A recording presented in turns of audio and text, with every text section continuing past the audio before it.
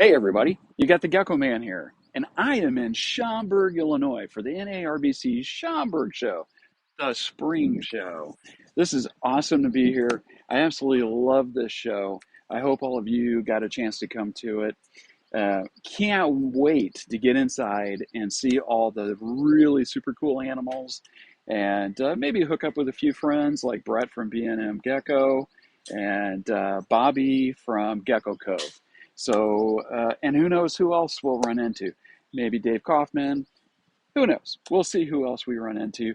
Gonna check out all the cool animals and maybe even make a purchase today. I also brought my daughter Haley. She's behind the camera though. She's going to be walking the show with me, doing a little bit of the filming, and who knows what happens after that. So, how about we go check it out?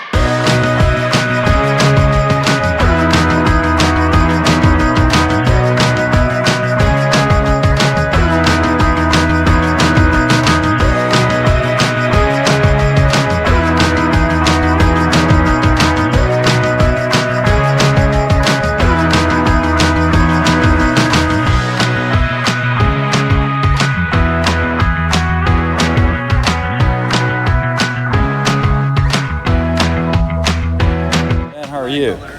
Weren't you on Supreme Gecko? Absolutely. All right, cool. Oh, Haley, look up here. It's a walking stick, or No, it's amazing. It's amazing. Species, and I mean they like smaller prey. She just molted, so she's a little fret. She's trying to stiffen up, harden up. But yeah, they're parthenogenetic, native to the U.S. between Missouri and California and the grassy lands. Okay. Cool. Well, thank you. Absolutely.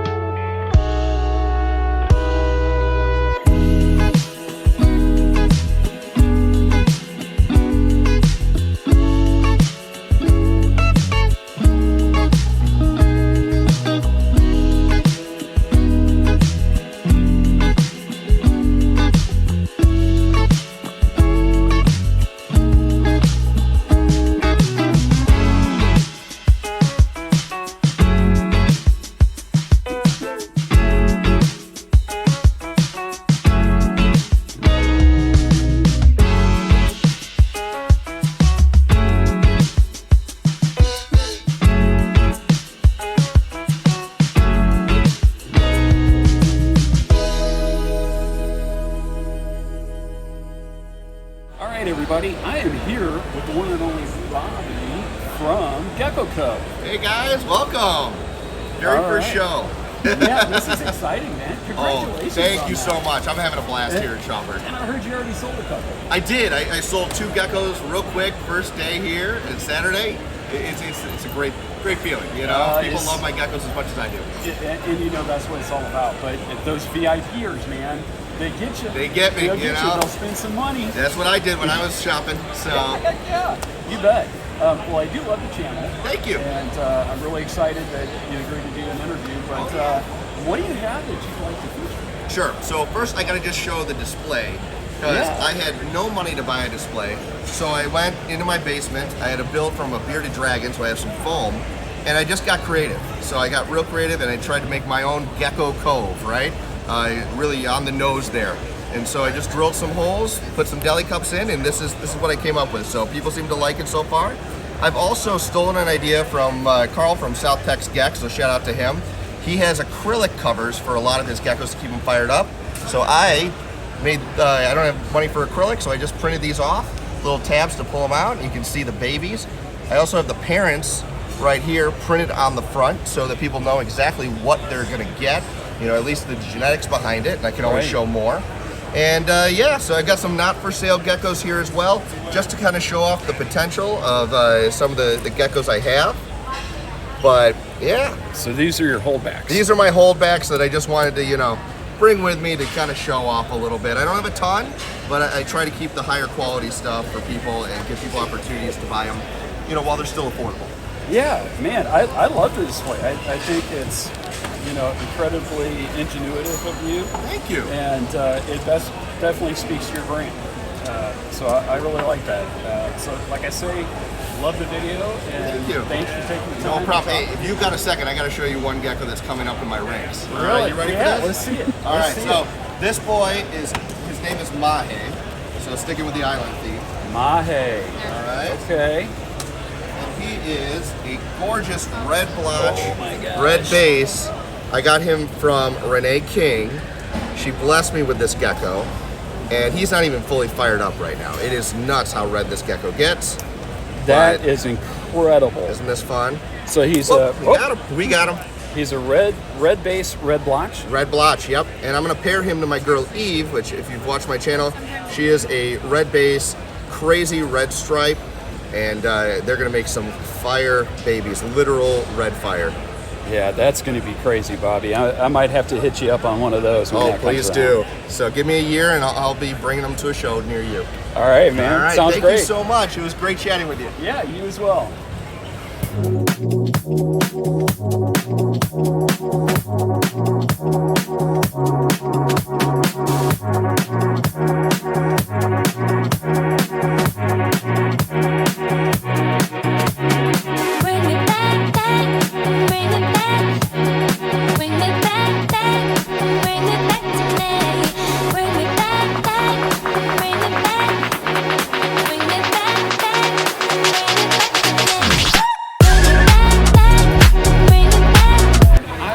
Somebody really cool that has something awesome to show us. So tell me what's your name? So I'm Nelson from NCG Reptiles.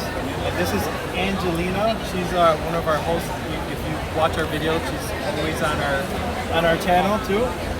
Thank you for having us featured here. Yeah. I really appreciate it. We're having a good time. This is our first time vending, so there's a lot going on, and you know it's a lot to take in. But I do have something really special for you guys. Oh, do you? Yes. Oh man, I can't wait to see it. All right, What do you got? I've been working with these. These are Spirit Point leaf-tail geckos, Ebanawi. They're the Europlatus, the smallest Europlatus species that you can get. They only get a couple inches. They're very hardy. Everybody keeps asking me, I don't want to get one because they're really delicate. I'm telling you guys, these are very hardy geckos compared to the Fantasticus. You can definitely take one of these. It'll thrive for you. They're very prolific. This is a gecko you definitely want to get into if you like leaf-tail geckos. They're going to be spectacular as a display animal, and yeah. I just wanted to show you guys something really cool and really special at the show. Dude, I gotta say, that is just so cool. I mean, this is actually the first time that I've seen a captive hatch baby myself. I'm not real familiar with the species. So thank you so much for featuring that and giving us some information on it. Yes. All right, now I got a question. What is your favorite type of gecko? My favorite type of gecko is a leopard. Yes! Woo! Give me a high five. I love leopard geckos too. Well, thank you guys so much for being on the channel. I love your channel. My goodness, thank you so much. I really love the videos when you're in there on Tuesday doing unboxings. They are really, really cool. So keep up the good work. Yes, thank you so much. Thank you.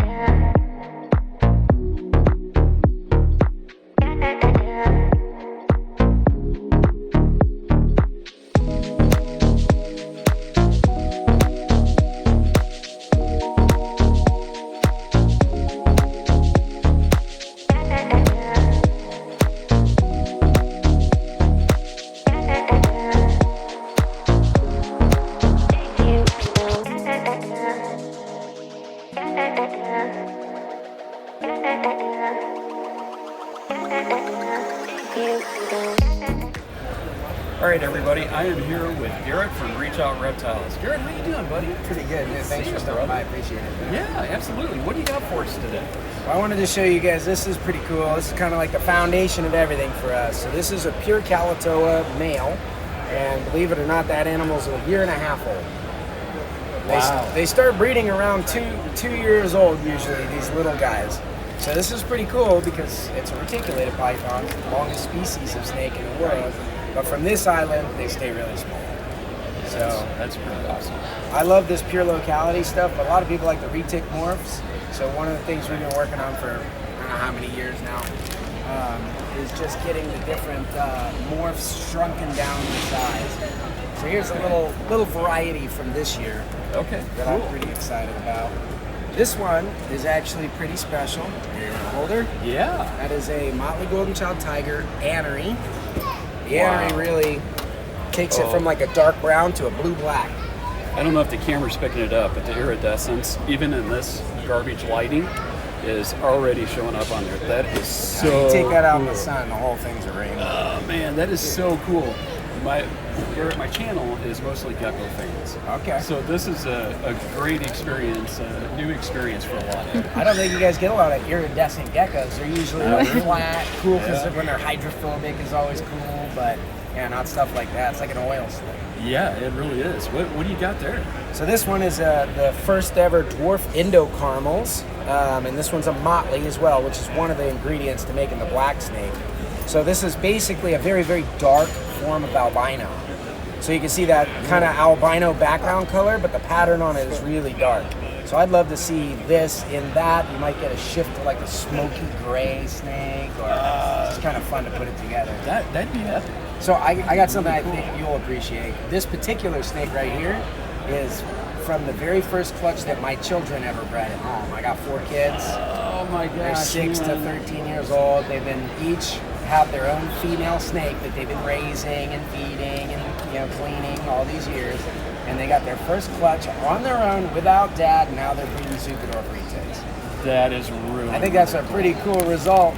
You know what, man? That makes her special just by herself, let alone all the genetic powerhouse that she is. Exactly. That is awesome. So I'm particularly proud of that snake. It's like my snake grandbaby. Absolutely, absolutely. So that's really, really cool. You know, I want to thank you for getting these out and showing us to us today, and keep crushing it, man. Thanks. You always have some epic stuff here at the show. Thank you. I appreciate it. And thanks stopping for by. filming.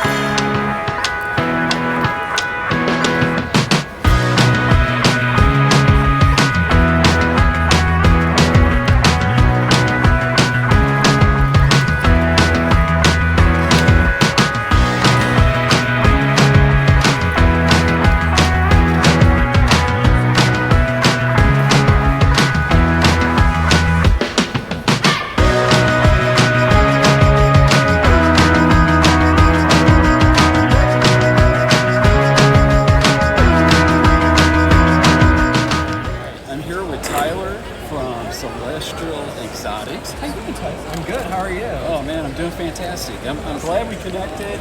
And I think the last time I got to talk to you was at Tinley Fall last year. Okay. So I was really happy to see you. I know you've been just killing it in the Crested Games. Oh, thank you. What do you got to show us today? So, he's leaving, so he's like, hi. One moment. This is what happens when you work with crested geckos. Yep, they are jumping. So this is a Frappuccino that we produce. He's just one of my favorites. I love the bubbly pattern on the head. So that kind of spreads a little bit as they age and gets more prominent. But I just love the fraps and the caps, and yeah, they're just really cool. I love them. Yeah, he's absolutely beautiful. Can you sheed? Don't know yet. A little It's too a little young. bit small, yeah. Okay. Yeah. All right. You got anything else you wanna show? Yeah, sure. So Cool.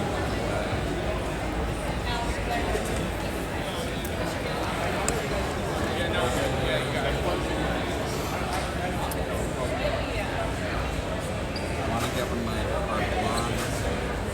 Sounds nice. That was really dark.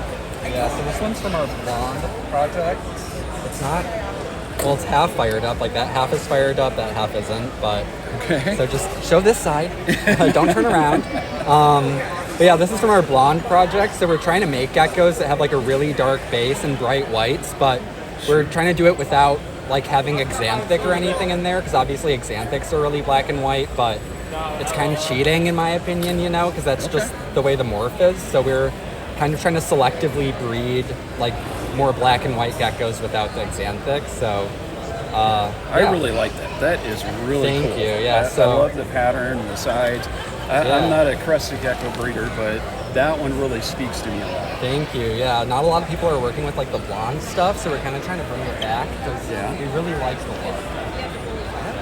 Cool. Well, so I gotta ask for an update on the checkerboard, because that's what we did the video on the last time. Yeah, so Vans, he's still doing good. We don't have him with us this time, but we only paired him to one female this past season, and it wasn't a female that we were expecting to really get checkered stuff out of. So we've only had one clutch hatch so far, and it wasn't checkered, but we're not really that surprised. So we have some other stuff we have other females that have like a kind of checkery dorsal pattern, so we're gonna pair him to those in the upcoming season, and we're more hopeful that will make stuff, but his parents have still produced more kind of checkery stuff. And we've also had some other checkery kind of stuff come out of other geckos we have, so we'll probably try to bring those into the project too and just see if we can make more of them by pairing them together. So yeah. That's going to be awesome. Yeah, it's still a work in progress for sure. If so. and when you prove it out, that's really cool. Yeah. That might be something that gets me into crested geckos. Yeah. Because for whatever reason, checkers really spoke to me. Yeah. You guys call them Vans? Vans is the name of the male we have. Okay.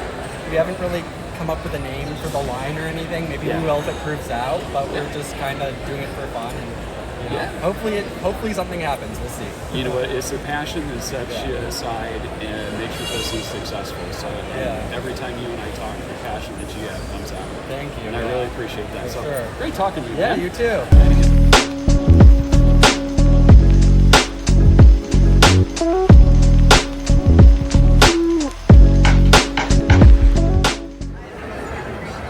All right, so I'm here with Brian from BC's Balls. So, Brian, thanks for doing the interview today. I appreciate it, man. I enjoyed chatting with you last night. It was a lot of fun. We had a lot of fun. Yeah, so, the show going good for you today? Today is. Yesterday was a little slow. The shows are kind of shifting towards Sundays the day the sales are made. So, I wasn't worried going into it. Okay, cool. All right, well, you got something you want to kind of feature today? Yeah, it's one of our newest collections we've had.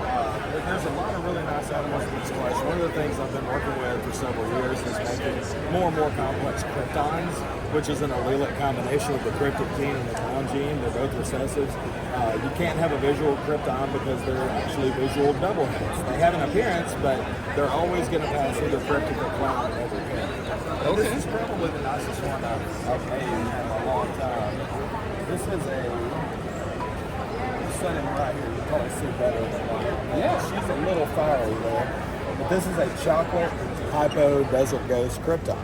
So it's a double visual, recessive, double visual, double het. That's a mouthful, but so this animal when paired to a clown is going to make 100% kryptons or clowns. That would be even hypo, hypo and DG would be het 100% on both of them.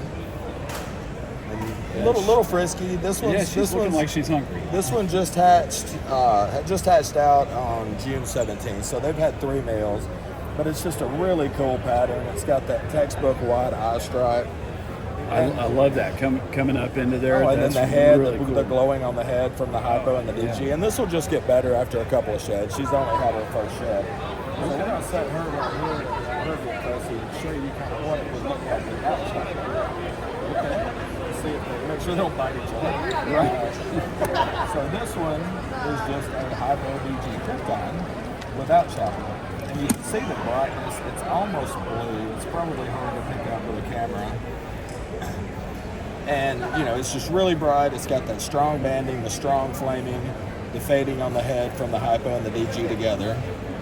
This one's being inquisitive here. That is really cool. Really It's just a really nice snake, powerful snake, good for almost any breeding project. And then if you look at just a chocolate DG, this one's pretty cool. Absolute miracle if I don't get bigger than this. This one is just this one's a chocolate desert ghost double head hypo clown. So that one's not a krypton. That one didn't, the krypton didn't hit on that one. Okay. So we've got a hypo DG chocolate krypton, a hypo DG krypton, and then this one's just a chocolate DG that's also double head hypo clown. Mostly females in this case. All right. I wish that one was a male and he would stay with me, but we're going to find him another. So this one is 5,000, 3,500. And this one's 3,500 as well. All right. So, seems like pretty good prices, but bring cash. Thank you so much. Thank you.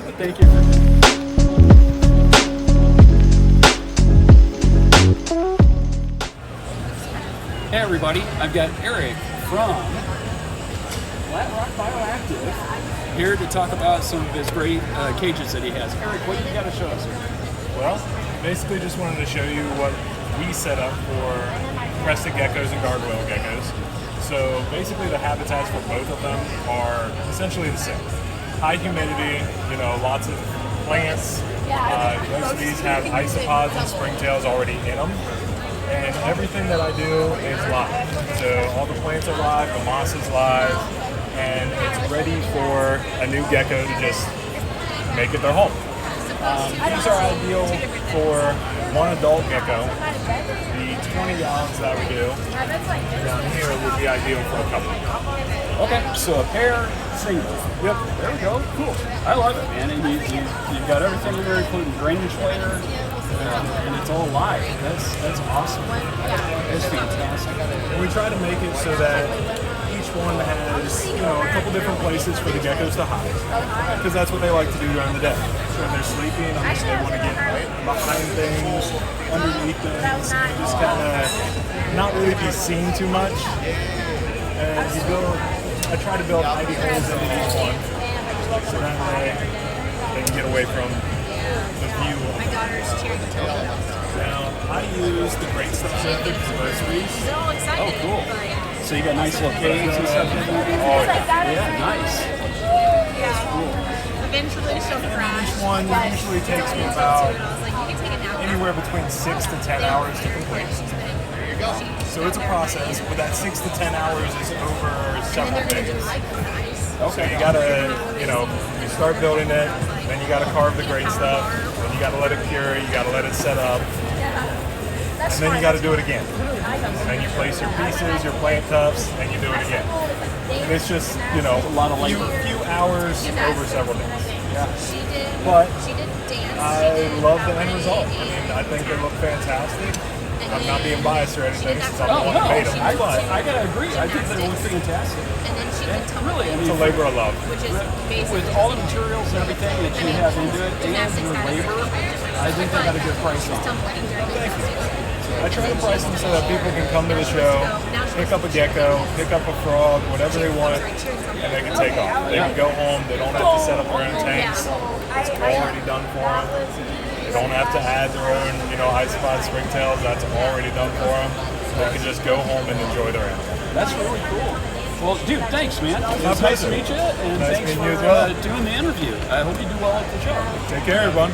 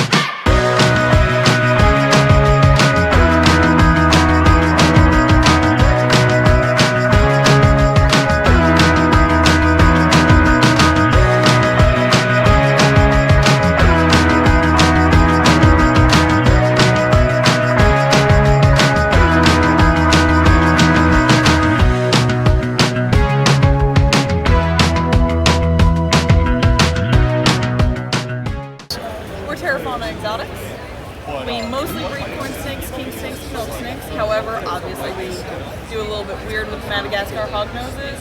I also breed tricolor hognoses that are actually, they're bicolors, they're black and white. Okay. But it's hypo E, and so they start out red, black, and white, and then they turn black and white. These guys have no known morph at the moment. I'm hoping to prove that out, but that's besides the point. I have to get my hands on them first, and they're in Germany. Well, there you go. There's only one in existence right now. That's Okay. Morph. Okay. But I've got multiple breeding females and a breeding male, and then this is actually one of my first captive bred babies. And She's I should beautiful. Have, hopefully 3 clutches, probably at least 1, and the female that I should give me eggs for sure next year gave me 10 this year. They just all went bad on me, and an infertile male. Yeah, they're an awesome species, very much way around the Illinois laws on western hognoses, because western hognoses are endangered in the state of Illinois. You can't own them without special permits, and you can't breed them at all. Madagascar hognoses, on the other hand, are neither endangered nor native. You can breed them without any type of permits. The only thing is their venom is a little more potent. And so you do want to be cautious, especially when feeding. That seems to be the most bitey time for them. They do have a very, very strong feeding response, but they feed well on chicks, rats, mice, fish, frogs, whatever they can eat. They are not snake eaters, though. Okay. You have me bound up. Well, thanks for getting her out and showing her to me. I love Appreciate showing them off. I want more people breeding them and owning them. Yeah, they're an awesome species. Thank you. Yeah, of course. You know what, everybody? Thanks for watching the video. The show was a great show. Got to see some friends and make a few new friends, and got to see some incredible animals. And you know, I guess wrapping it up, I'd say probably, man, I don't know. It's really hard to call because there were some really cool geckos. I loved Brett's knobtail geckos from B&M.